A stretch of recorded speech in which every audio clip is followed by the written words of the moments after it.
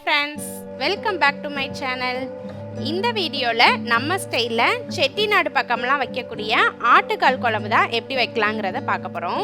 இன்றைக்கி நான் ஒரு ஆட்டுக்கால் வாங்கியிருக்கேன். அதை நல்லா இந்த மாதிரி வெட்டியே வாங்கிட்டு வந்துட்டேன். இப்போ அதை நம்ம க்ளீன் பண்ண போகிறோம். அந்த ஆட்டுக்காலை க்ளீன் பண்ணுறதுக்கு ஒரு பாத்திரத்தில் கொஞ்சமாக தண்ணி போட்டு அதை சூடு பண்ணிக்கலாம்.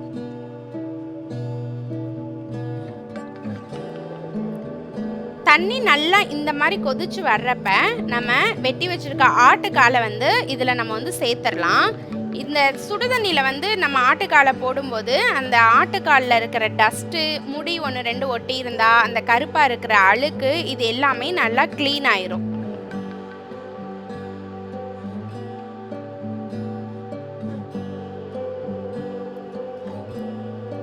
சுடுதண்ணியில் நம்ம 5 நிமிஷம் இந்த மாதிரி வச்சுருந்தோம்னாலே நம்மளுக்கு திருப்பி நம்ம இந்த மாதிரி எடுத்து க்ளீன் பண்ணுறப்ப ஈஸியாக இருக்கும். இப்போ இந்த கத்தியை வச்சு லைட்டாக அப்படி தேய்ச்சி விட்டாலே பாருங்கள், அந்த மேலே உள்ள கருப்பெல்லாம் ஈஸியாக வந்துடும்.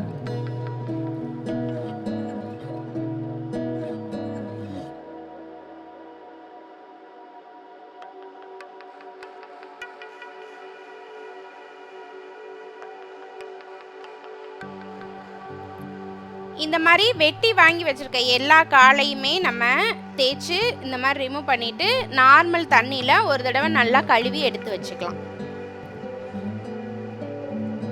இந்த ஆட்டுக்கால் குழம்பு வெறும் ஆட்டுக்கால் மட்டும் போட்டு வைப்பாங்க, மொச்சக்கொட்டை போட்டு வைப்பாங்க. செட்டிநாடு பக்கம்லாம் மேக்ஸிமம் மொச்சக்கொட்டை போட்டு தான் அந்த ஆட்டுக்கால் குழம்பு வைப்பாங்க. அதனால் நானும் இன்றைக்கி மொச்சக்கொட்டை போட்டு தான் ஆட்டுக்கால் குழம்பு வைக்க போகிறேன். அதுக்கு ஒரு 100 கிராம் மொச்சக்கொட்டை எடுத்து ஒரு கடாயில் போட்டு நல்லா வறுத்துக்கலாம். இதை நம்ம ஒரு சிம்மில் வச்சு ஒரு 5 நிமிஷத்துக்கு நல்லா வறுத்து விட்டோம்னா இந்த மாதிரி நல்லா வறுபட்டு வந்துடும். இந்த மாதிரி வறுபட்டு வந்தோடனே கொஞ்சம் தண்ணி ஊற்றி இதை வேக விட்டுக்கலாம்.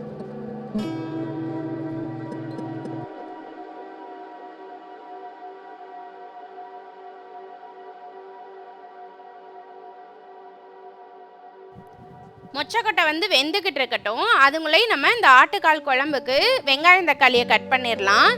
இந்த குழம்புக்கு ஒரு பெரிய வெங்காயம், கொஞ்சமாக சின்ன வெங்காயம், 3 தக்காளி, ஒரு பூண்டு பல், கொஞ்சமாக இஞ்சி துண்டு, இதெல்லாம் எடுத்திருக்கேன். இதை இப்போ கட் பண்ணிக்கலாம்.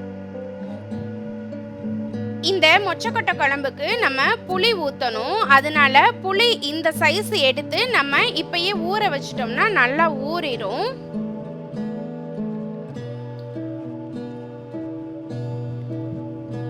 நம்ம எடுத்து வச்சிருக்க வெங்காயம், தக்காளி இதெல்லாம் நம்ம கட் பண்ணியாச்சு. இஞ்சியும் பூண்டும் இந்த அளவு கொஞ்சமாக எடுத்து வச்சுக்கோங்க. அதை தட்டி சேர்த்துக்கலாம். இந்த ஆட்டுக்கால் குழம்புக்கு கொஞ்சமாக தேங்காய் திருவி எடுத்து வச்சுக்கோங்க.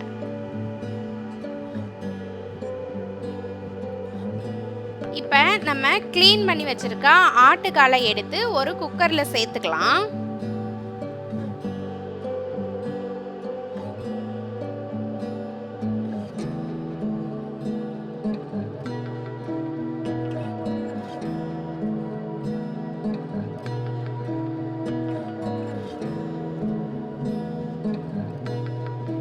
இதுக்கு நான் இன்னைக்கு அரிசி களைஞ்ச கழனி தண்ணி எடுத்து வச்சுருக்கேன். அந்த கழனி ஊற்றி நம்ம ஆட்டுக்கால் வேக விடும்போது குழம்பு கொஞ்சம் நல்லா கொலகொலப்பாகவும் இருக்கும், டேஸ்ட்டாகவும் இருக்கும். அதனால கழனி அதில் சேர்த்துக்கலாம்.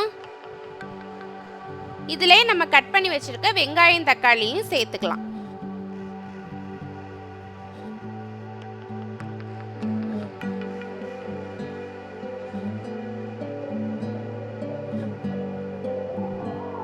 இஞ்சி பூண்டு கொஞ்சோண்டு எடுத்து வச்சுருக்கோம்ல, அதையும் நல்லா தட்டிட்டு இதில் சேர்த்துக்கலாம்.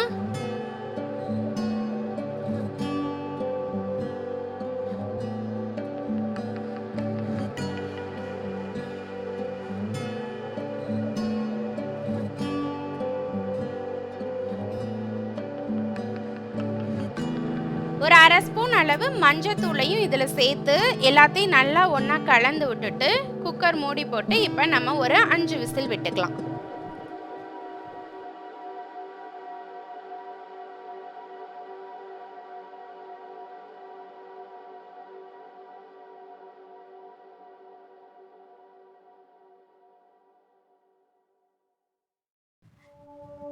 வேக போட்டிருந்த மொச்சக்கொட்டை இந்த அளவுக்கு வெந்து வந்துருச்சு. இப்போ இதை ஆஃப் பண்ணி தண்ணி வடித்து எடுத்து வச்சுக்கலாம். அப்புறம் நம்ம குழம்புல சேர்க்கும் போது ஊற்றிக்கலாம்.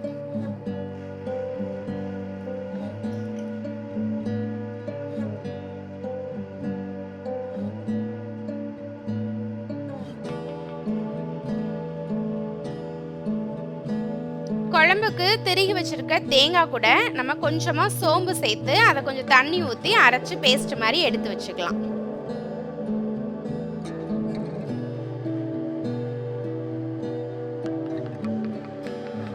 ஆட்டுக்கால் வேக போட்டிருந்தோம்ல, அதுவும் விசில் வந்துருச்சு.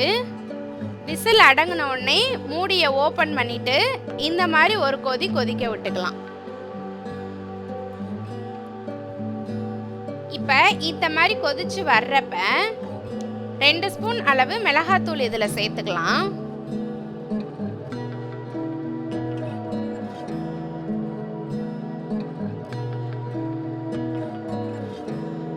ஒன்றரை ஸ்பூன் அளவு மல்லித்தூள் இதில் சேர்த்துக்கலாம். நீங்கள் எவ்வளோ ஆட்டுக்கால் வச்சு குழம்பு வைக்கிறீங்களோ அதுக்கு தக்கன பொடிகளை சேர்த்துக்கங்க. எனக்கு இதுக்கு வந்து இன்னைக்கு 2 ஸ்பூன் அளவு மிளகாத்தூளும் 1.5 ஸ்பூன் மல்லித்தூளும் போட்டால் கரெக்டாக இருக்கும்.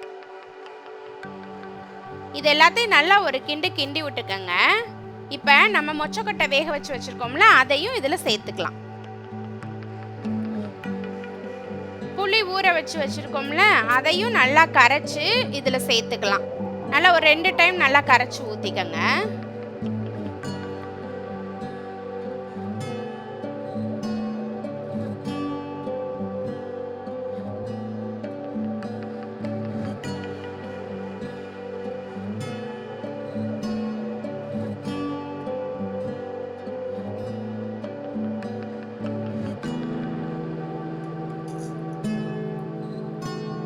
இது எல்லாத்தையும் நல்லா ஒரு கிண்டி விட்டுக்கலாம்.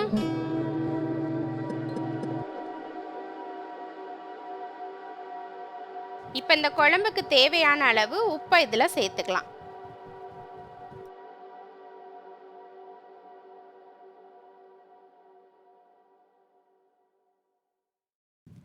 இது இப்போ நல்லா ஒரு 10 நிமிஷம் கொதிச்சு வரட்டும். அப்போ தான் அந்த மிளகாத்தூள் மல்லித்தூள் பச்சை வாசம்லாம் போகும்.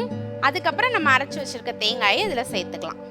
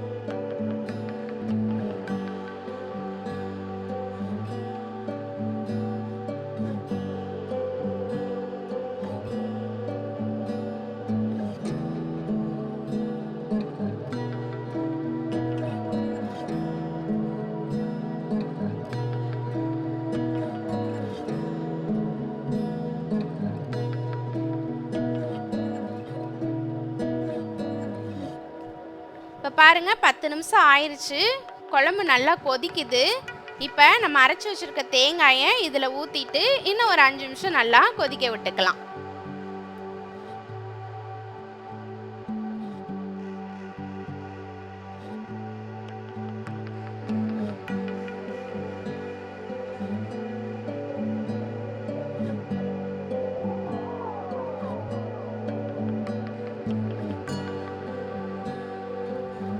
இப்போ குழம்புக்கு தேங்காயும் நம்ம ஊற்றி கொதிச்சு 5 நிமிஷம் ஆயிடுச்சு.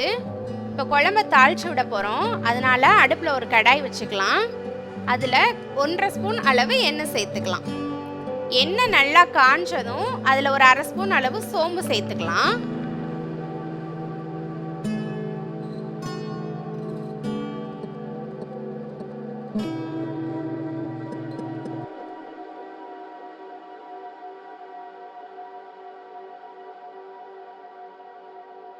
சோம்பு நல்லா பொரிஞ்சதும் கொஞ்சமாக 2-3 பூண்டு பல் எடுத்து தட்டிட்டு அதையும் இதில் சேர்த்து நல்லா வதக்கிக்கலாம்.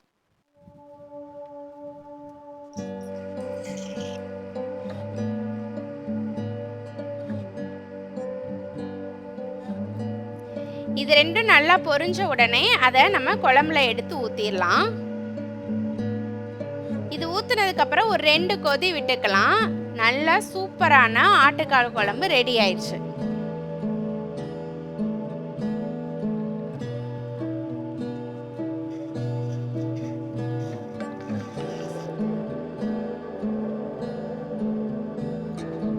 அவ்வளோதான், இப்போ குழம்பு ரெடி ஆயிடுச்சு. நீங்களும் நம்ம ஸ்டைலில் மொச்சக்கொட்டை ஆட்டுக்கால் போட்டு குழம்பு ஒரு தடவை ட்ரை பண்ணி பாருங்கள். ட்ரை பண்ணி பார்த்துட்டு எப்படி இருக்குங்கிறத கமெண்ட் பண்ணுங்கள். நம்ம வீடியோ பிடிச்சிருந்தா லைக் பண்ணுங்கள், ஷேர் பண்ணுங்கள். தேங்க்யூ.